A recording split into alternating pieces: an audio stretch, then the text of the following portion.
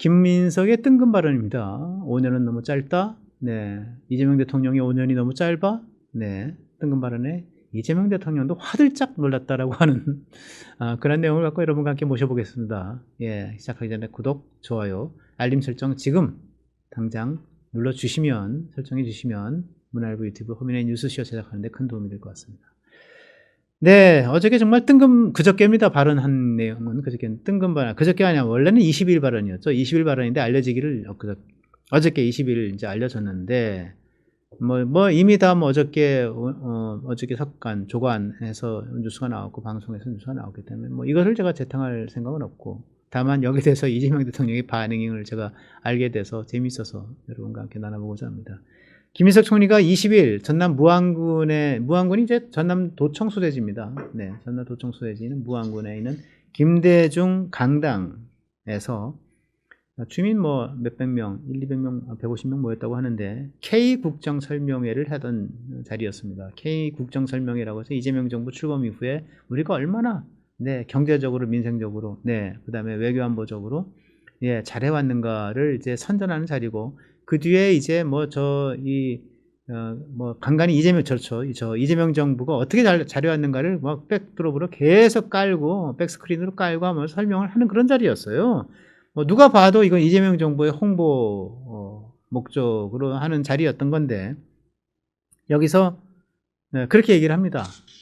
총선 전엔 사람들이 5년이 너무 길다라고 얘기를 했는데, 요새는 임기 5년이 너무 짧다. 누가 들어도 대통령 임기죠 라고 한다. 그러면서 더 했으면 좋겠다. 누가? 이재명이겠죠. 이재명이 더 했으면 좋겠다라는 분들도 있습니다. 이 발언이 이제 어저께 알려져서 조간석간에 이제 나오게 됩니다. 예. 논란이 막 생겼죠. 뭐라? 임기 5년이 짧아?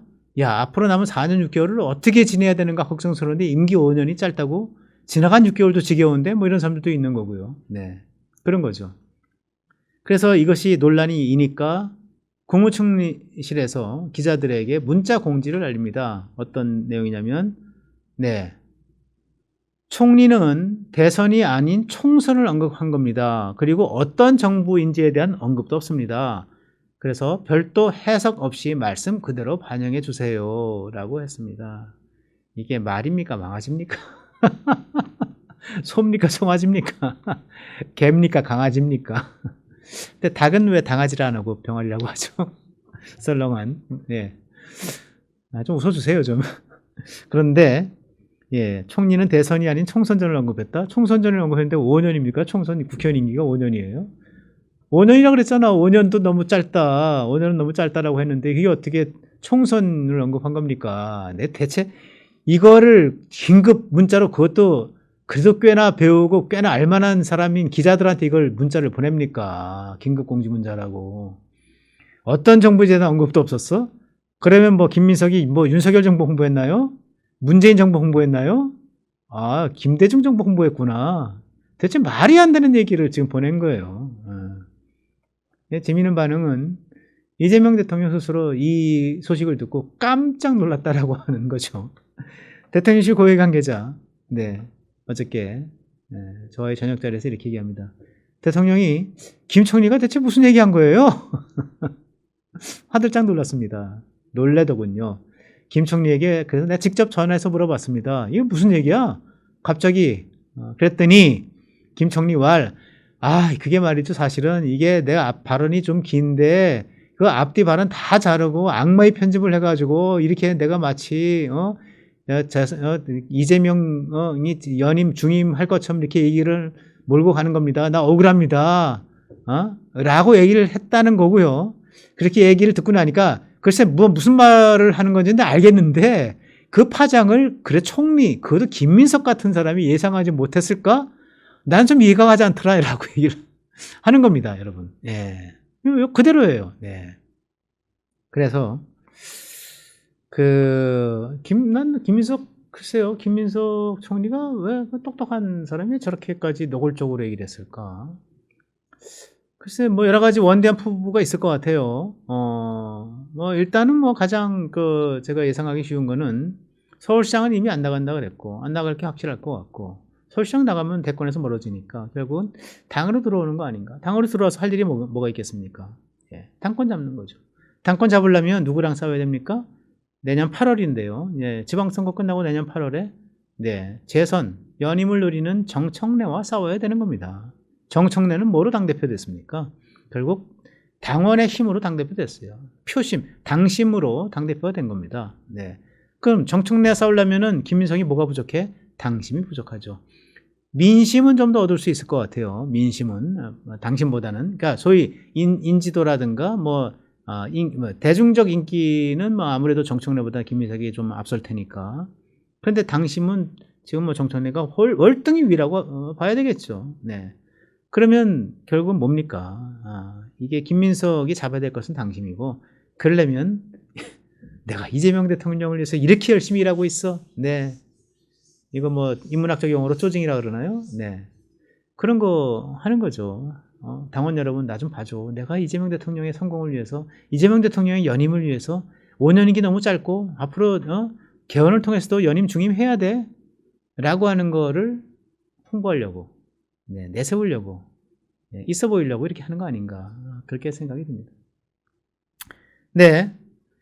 개헌은 이재명 대통령 스스로 최근에 한두 차례 걸쳐서 개헌 좀 쉽지 않은 문제다. 예, 개헌을 내 국정과제 1호라고 내가 얘기는 했지만 굉장히 어려운 문제가 될 거다라는 얘기를 했고요. 사실 여러분 생각해 보십시오. 우원식 의장이 국회 차원의 특위를 만드는데, 정치개혁 특위를 만드는데 개헌 특위를 안 만들었어요. 우원식은 개헌론자입니다. 역대 국회의장은 다 개헌론자예요. 네, 다 개헌론자입니다. 문희상 씨도 그랬고요. 정세균도 그랬고요. 네, 이낙연도 그랬고요. 다 이낙연은 국회의장 안 했구나. 네.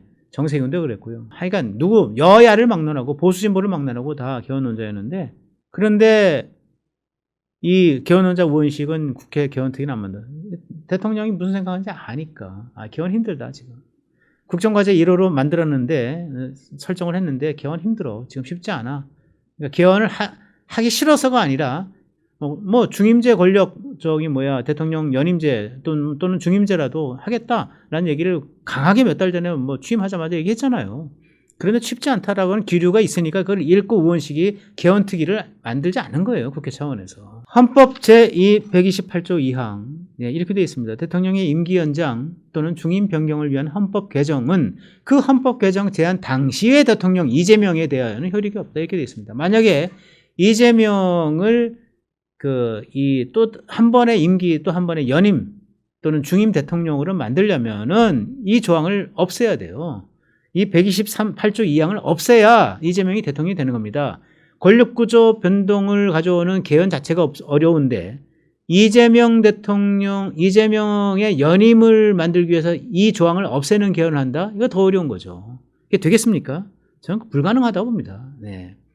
이런 가운데 어쨌든 이 뜬금없는 김민석의 충성 발언인지 아니면 실수 발언인지 아니면 언론들의 악의에 찬 언론들의 악마적 편집인지 그건 여러분들이 판단하시라 믿는데 저는 아니 땐 굴뚝에 연기날까 이런 생각이 드네요. 네, 오늘 2025년 12월 23일 화요일 허민의 뉴스쇼 여기까지 모시겠습니다. 네, 다음 주에 여러분과 만날 때까지 여러분 건강하시고 안전 지키시기 바랍니다. 감사합니다.